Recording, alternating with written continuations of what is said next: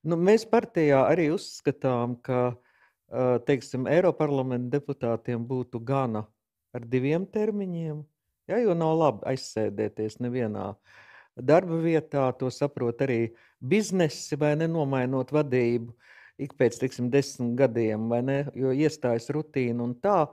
Starp citu, mēs no biedrības par latviešu valodu, kurā esmu arī es, nosūtījām vēstuli Saeimas prezidijam ar lūgumu skaidrot deputātiem un atbildēt mums par atsevišķu deputātu runāšanu plašsaziņā Krievijas valsts valodā.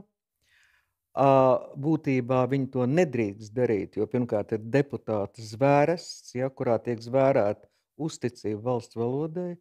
Otrkārt, latviešu valoda ir satversmes līmeņa Latvijas valsts simbols.